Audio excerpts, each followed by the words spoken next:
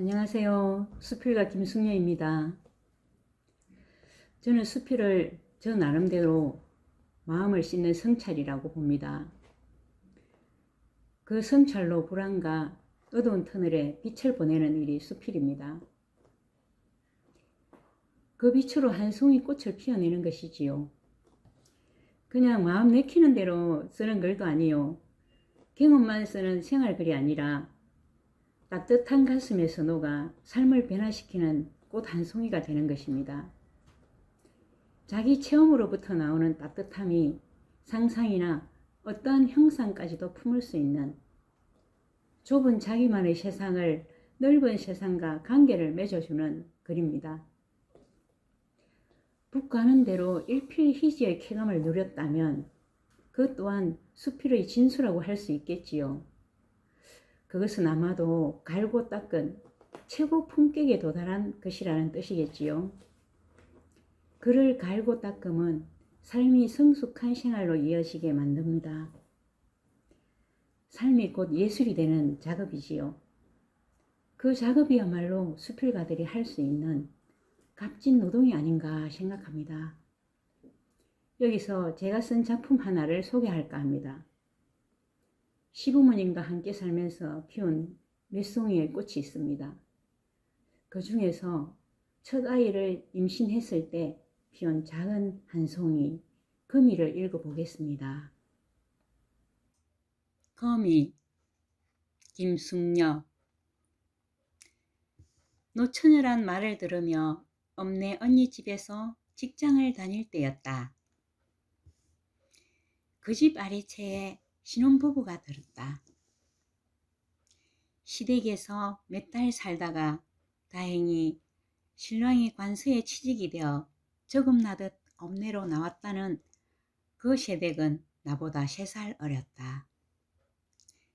세댁의 시간은 엄내서 10리쯤 되었는데 주로 채소 농사를 지었다. 시어머니는 하루 걸러 10리길을 마다하지 않고 리어카에 채소를 싣고 새벽같이 들이닥쳤다.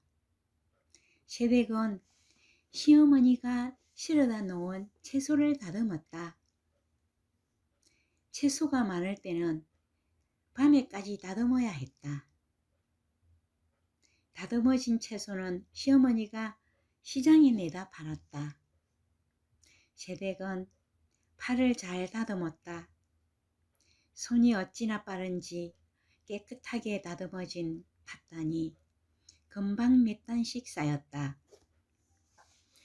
대파는 하얗고 푸른 부분이 정갈한 품새로 듬직하다면 쪽파는 앙증맞다.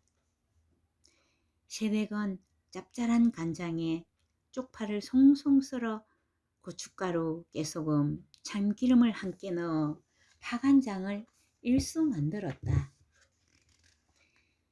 무로징어채와 파를 가지런히 놓아 밀가루에 계란 푼 반죽에 적셔 노릇노릇하게 구워내는 파전은 세댁의 신랑이 좋아했다.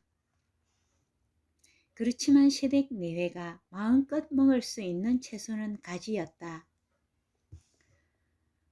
고든 가지는 상점으로 넘어가고 몽땅하거나 겉이 터져 속이 비집고 나오거나 여러 모양으로 비틀어져서 팔 수 없으면 나물도 하고 전도 굽고 찌개도 해먹었다. 가끔은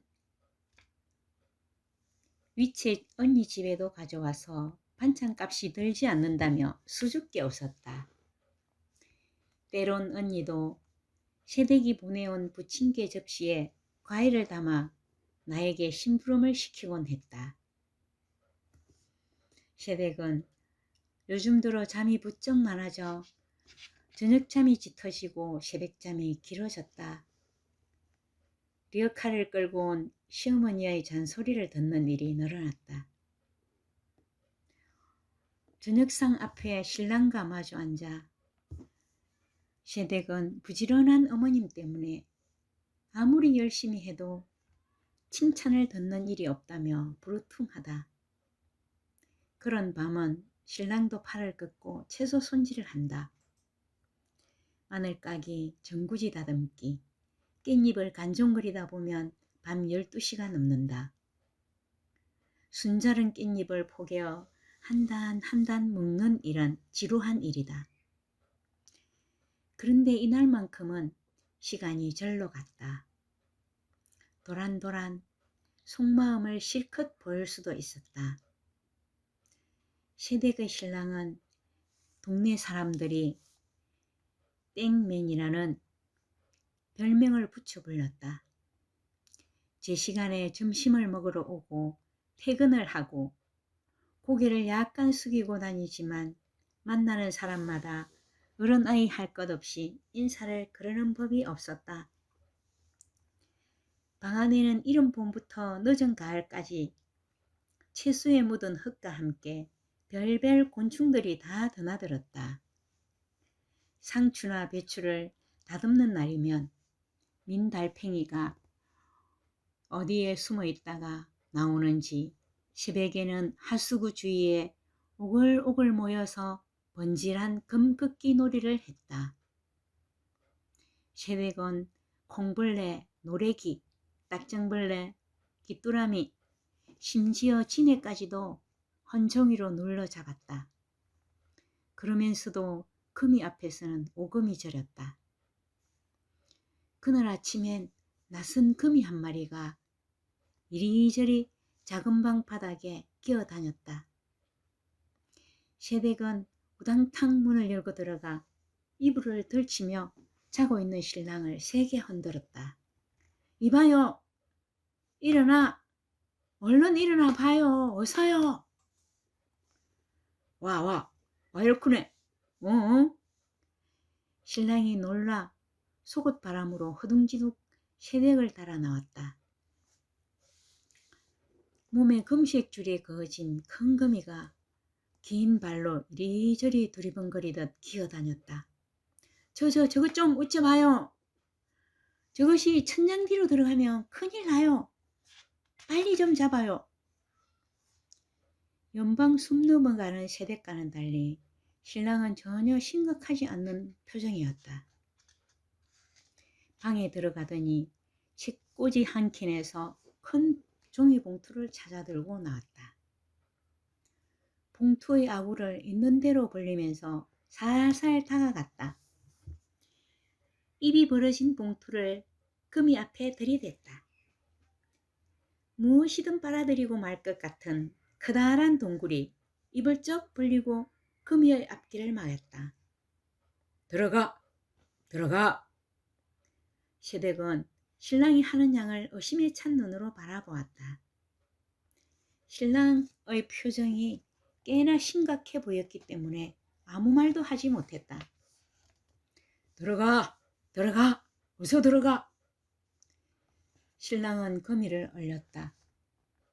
거미는 신랑의 말을 알아듣지 못하는 것 같았다. 가만히 서 있다가 획 옆으로 비켜 달리기 시작했다. 신랑은 얼른 거미가 기어가는 쪽에다 입 벌린 봉투를 가져다 막았다. 거미가 걸음을 멈추었다. 신랑은 바닥을 두드리고 발로 쿵쿵 소리를 내었다. 거미는 또 옆길로 샜다. 그러면 봉투의 커다란 입이 또 앞길을 막았다. 거미는 들어갈 듯 안 들어갔다. 이번엔 도망도 가지 않고 망설이는 눈치였다. 신랑은 거미의 꽁무니에 다가가 실컷 한다는 소리가 새댁을 웃겼다. 들어가면 안 잡아먹지. 거미는 가만히 깐을 보다가 다른 쪽으로 몸을 돌린다. 들어가면 현님 달림도 구경하지.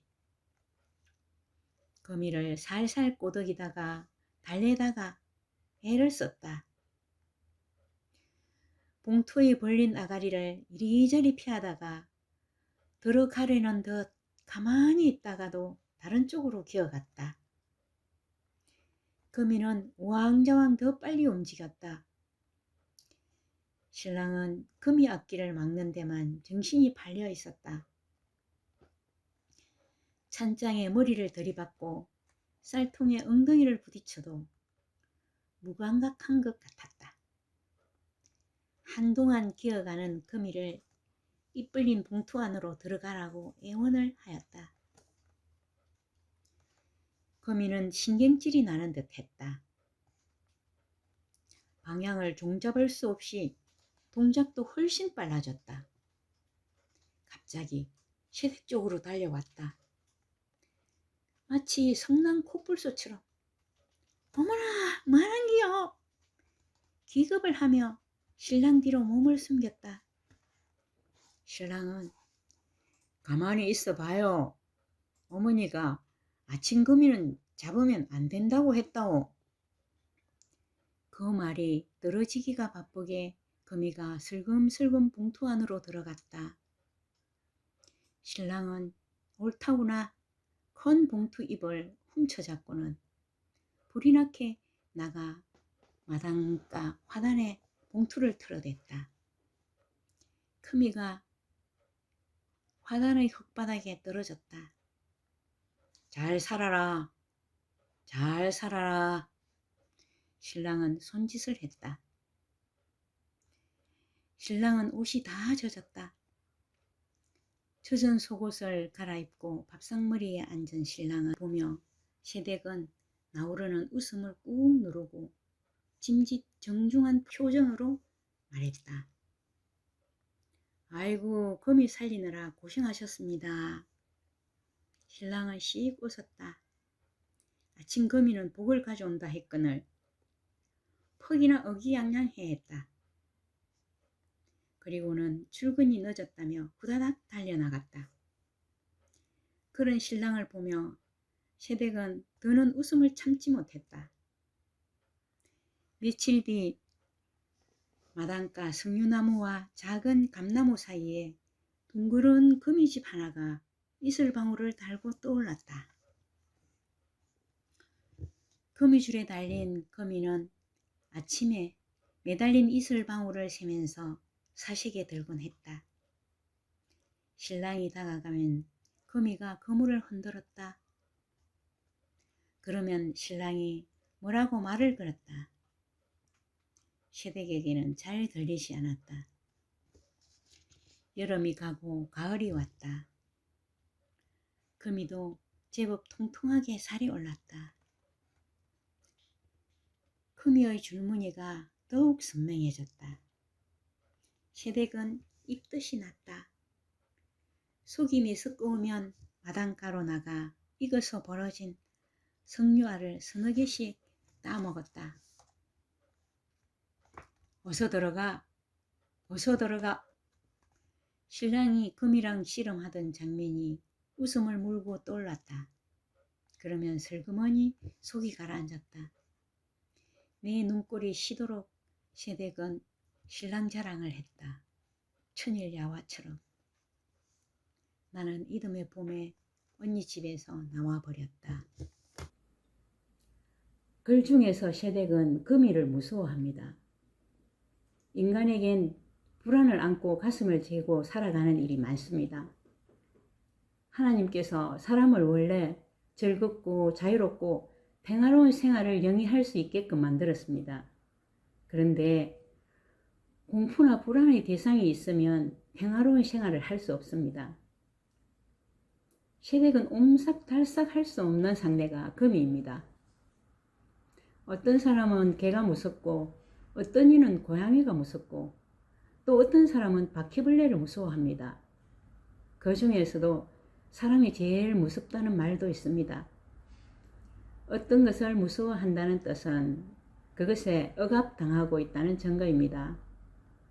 쉐댁처럼 부질없는 공포일 때가 많습니다. 그 불안을 극복하는 데는 시간과 노력이 필요합니다. 쉐댁의 신랑은 그 불안을 극복하는 노력으로 이른 아침부터 금이와의 전투를 벌입니다. 그 전투는 아내의 불안을 해소시키기 위함도 있지만 자유롭고 평화로운 생활을 누리기 위한 노력이라고 볼 수 있습니다.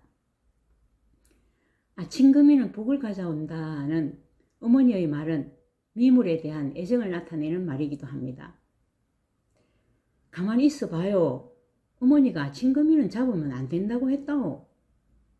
그 말이 떨어지기가 바쁘게 거미가 슬금슬금 봉투 안으로 들어갑니다. 미물과 신랑이 소통하는 내용입니다. 거미를 자유롭고 평화로운 곳으로 보낸 신랑은 의기양양해합니다. 하나님의 뜻대로 자유를 누리는 인간을 보는 듯합니다. 며칠 뒤 마당가 석류나무와 작은 감나무 사이에 둥그런 거미집 하나가 이슬방울을 달고 떠오릅니다. 거미줄에 달린 거미는 아침에 매달린 이슬방울을 세면서 사색에 들었다고 합니다. 남편이 다가가면 거미가 그물을 흔듭니다. 남편과 거미는 무언의 대화를 나눕니다. 하나님과 인간이 나누는 대화를 상징하기도 합니다.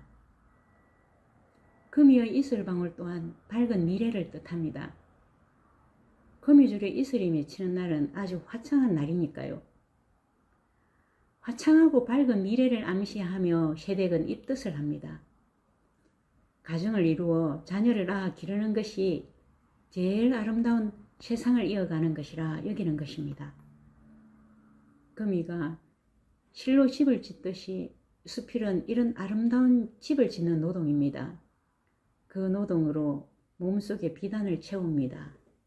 그리고 실을 뽑아 비단집을 만들고 번데기가 되어 그 얻은 비단집에서 참고 견딥니다. 나비가 되는 것. 수필은 생활의 나비를 불러들이는 꽃이라고 저는 생각합니다. 감사합니다.